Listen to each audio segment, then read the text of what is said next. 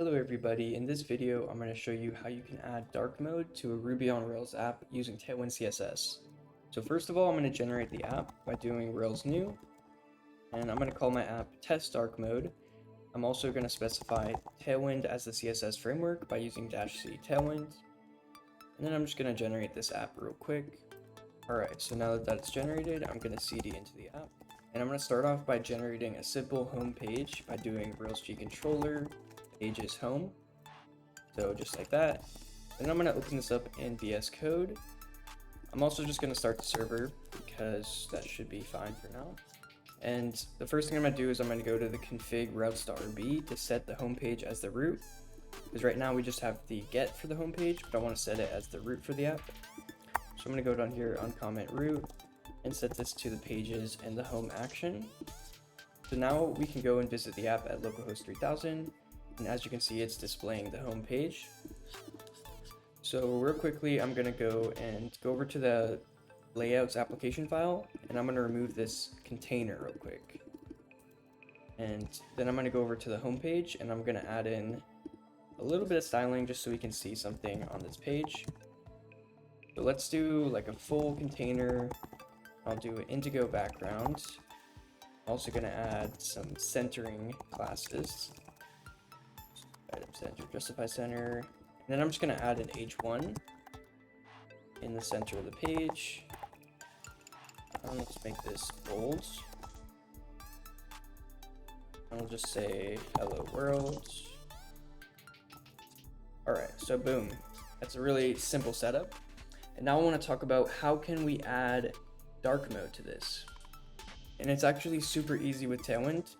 So I looked at this example over on the tailwindCSS docs, and to add dark mode via a class, which is the easiest way that I've came across, we have to add this one line into our tailwindCSS file. So inside of our app assets, there's a tailwind folder in the application.css file. We're going to add this line right after we import Tailwind, which is going to add a custom variant for dark.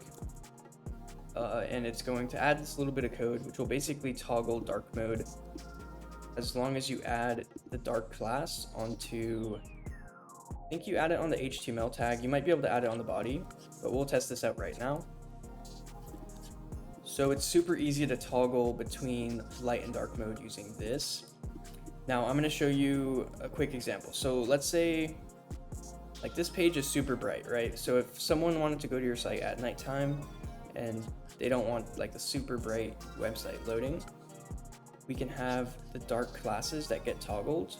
So what would happen is in the code, we can add a dark modifier, which is already supported out of the box with Tailwind. We'll just add dark colon. Let's say when it's dark mode, we can make the background just a really dark gray. And we can even make the text a little bit darker. So let's say dark text gray 500. Okay, and if we reload, we're still on light mode, so it's still showing the light colors. But if we add that dark class in the layouts, so they show the example, you add the dark class on the HTML tag, which is way up here. We usually don't even look at this in a Rails app, but there is an HTML tag inside the application file. And if we add the dark class, boom, just like that, you have dark mode. Now real quickly, I'm gonna see if we can add it on the body too, just because that's where I'm more used to adding classes.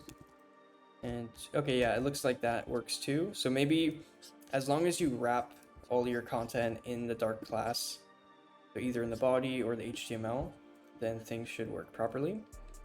So now if we wanted to set up toggling so that you can actually toggle dark mode, maybe for a user account.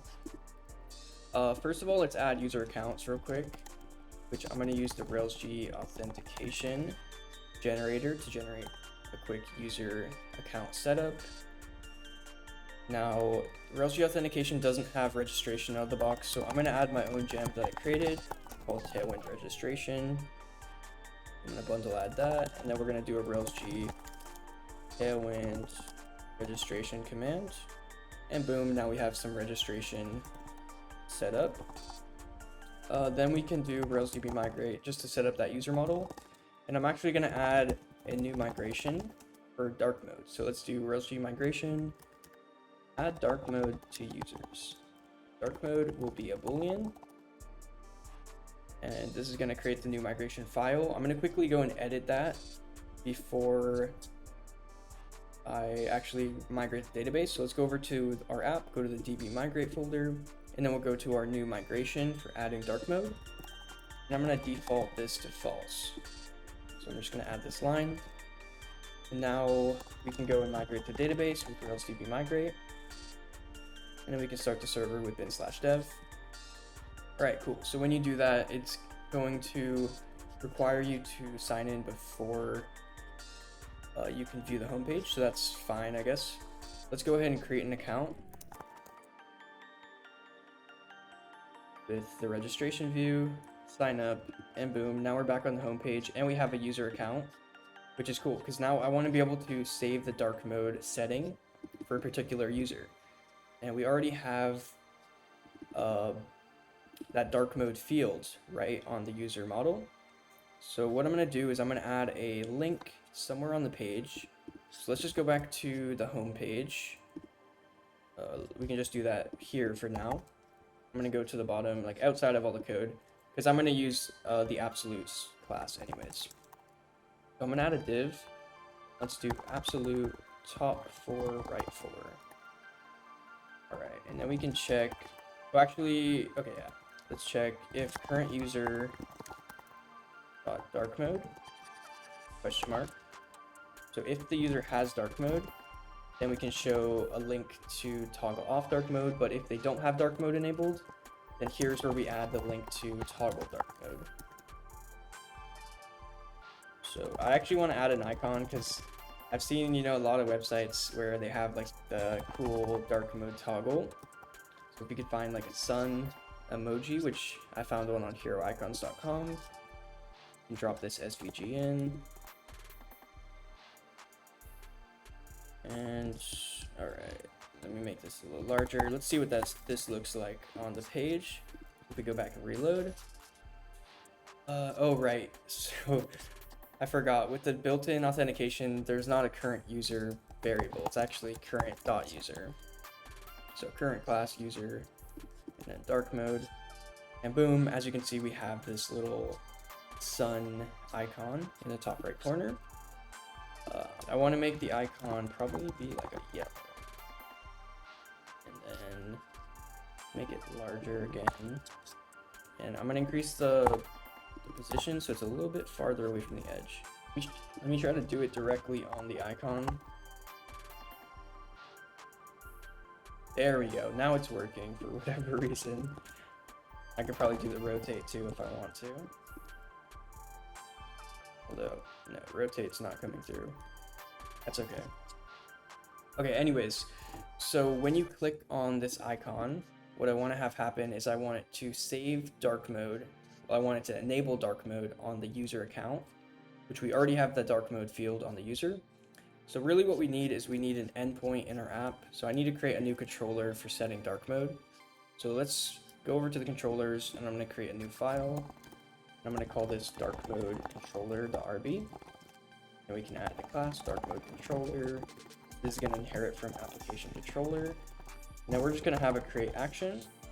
And what we'll do is when we send a request to this URL, we can just toggle dark mode. So we can say current user.dark mode equals not current user.dark mode, which basically means we're going to toggle it. So whatever, if dark mode is enabled, then we're going to do the opposite of that, which will disable it.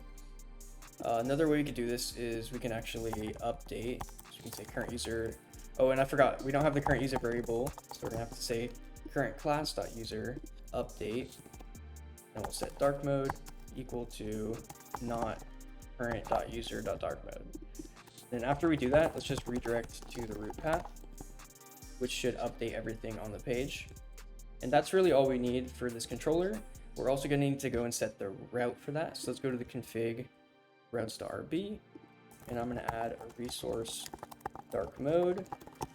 We're only going to have the create action, and then we're going to specify the controller because Rails by default will look for a plural, so it'll look for dark modes controller. but because it's singular, just dark mode controller, we have to specify the controller like this. All right, and that's really all we have to do. Now we can go to this link and set this up so that it's not just going to an empty path. Let's make this go to dark mode path. And then by default, a link will make a get request. So I'm going to do data turbo method post to make this do a post request. So it'll go to the create action. And that's really all we need to do. So now I'm going to go and test this out by clicking here. And all right, so I think it did work. It toggled dark mode because now we don't see the icon. Yeah, you know what I'm realizing with the setup for our code, I was gonna have two separate links, but I might just have this if condition on the icon itself. So I'm gonna move this inside of the link too.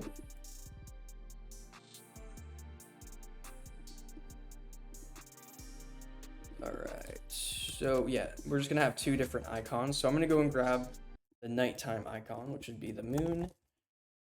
Go and grab this, drop it in here. So if the dark mode is enabled, we'll show the moon icon. And I'm just going to copy this styling from the sun icon. Instead of yellow, of course, the moon would be more like gray. All right, so as you can see, it is displaying, but we're not rendering the dark mode. So that's where we just have to add that dark class, if you guys remember. Let's go to the views layouts application, and then I'll go right onto the body. I'm going to add class, and then I'm going to put some embedded Ruby, because we're only going to want to add the dark class if the current.user has dark mode enabled. I'm also going to use the safety operator just in case we don't have the current user defined, like if they're not signed in. And yeah, that should be all we need to set up dark mode in our app. And as you can see, now we can easily toggle between dark mode. So that's pretty cool, something that I just learned recently. But I hope you guys enjoyed this and stay tuned for future videos.